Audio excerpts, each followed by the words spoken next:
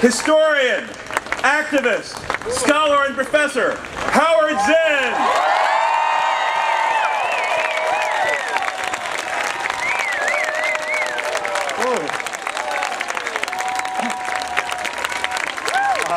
You forgot to add Red Sox fan. No, thank you. That was great listening to Dahlia. She said, "Oh, I'm warming them up for you." Well, that was more than a warm-up. I will try to cool you down a little. But whenever I come to a gathering like this, I always ask, why am I here?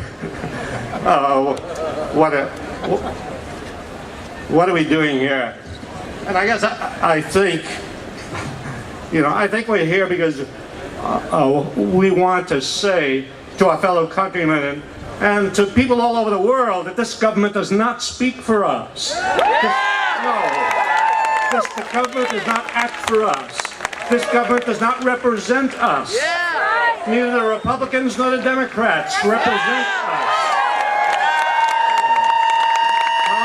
Congress does not represent us. The Supreme Court does not represent us. We are on our own, as we always have been, as people always have been throughout history. Governments have never represented the people anywhere. Governments have always represented privilege and power, and we are seeing the epitome of that now in Washington. And it has always been up to the people themselves when they wanted to secure peace and justice to work and act and struggle for it, and that's what we are doing today. We're here to represent democracy. The democracy.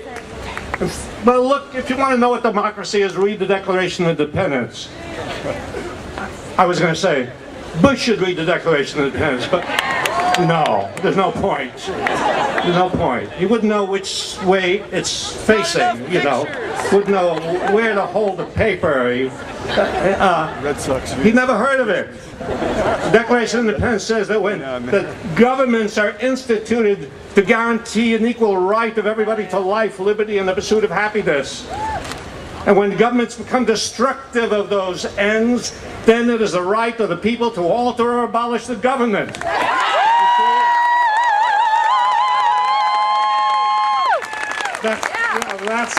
That's our founding document of democratic philosophy.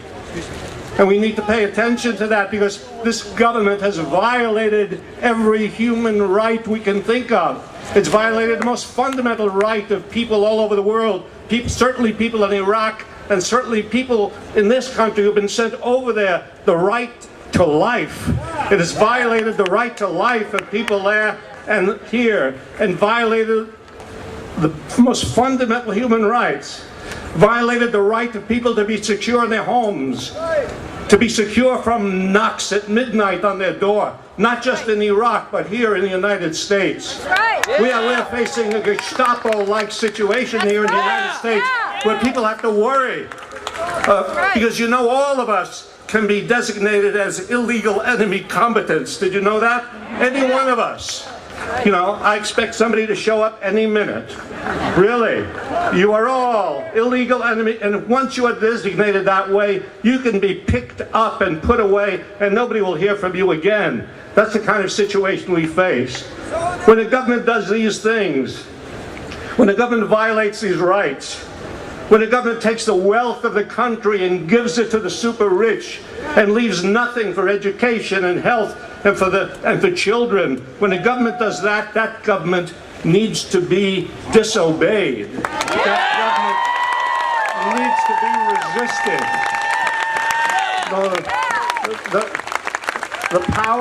The power of governments depends on the obedience of people. When people start disobeying, the power of the government begins to fall. And that's why we discovered that during the war in Vietnam.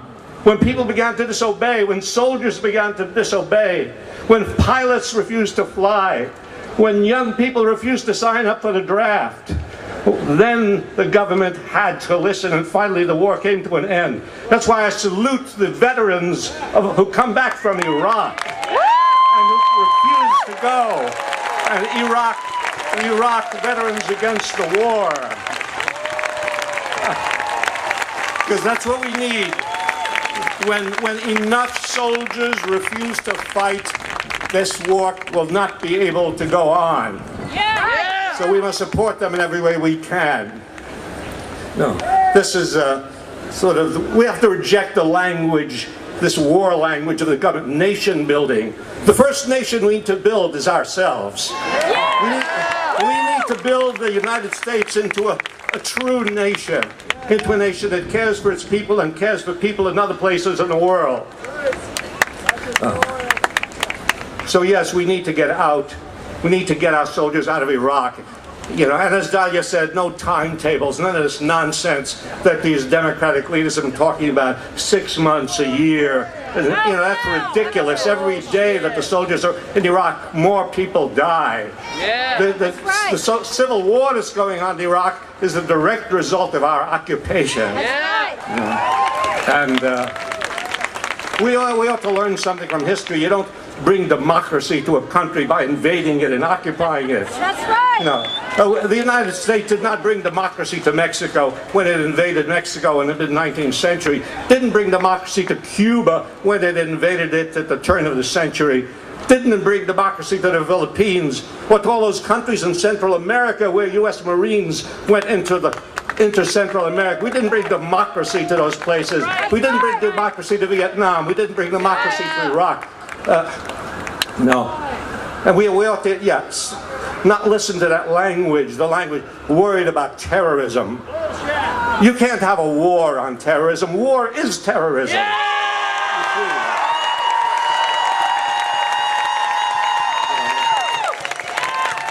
So the Democrats,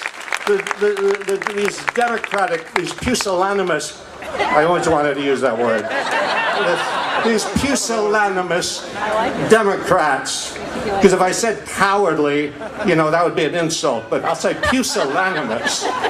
Pusillanimous Democrats don't want to speak out boldly against the war. They don't want to be called weak on defense. Weak on defense? We are not defending ourselves in Iraq. We've never defended ourselves in our war. We haven't defended ourselves in a war since the War of 1812. Really. Not a war for defense, it's a war of aggression, as our wars have been, you see. And, you know, and the Democrats don't want to be called weak on security. You don't get security with weapons. You don't get security with bombs. You don't get security, I mean, we were the most heavily armed country in the world on 9/11, and we were attacked by people who blew up the Twin Towers. The weapons will not bring us security. The kind of security we need is health security and children's security and people's security. That's the kind of security we need.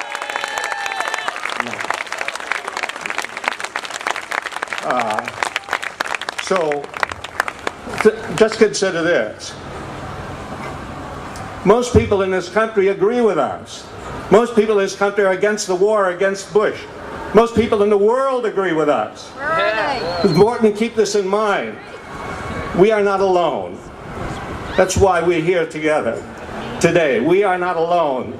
Beside the thousands of people here, there are millions of people in this country and all over the world who want the same things we do, because people are basically decent, and when they begin to make their way through the lies told to them by the government, then we will see enormous and tumultuous change, and we will have a better society and a better world. Thank you.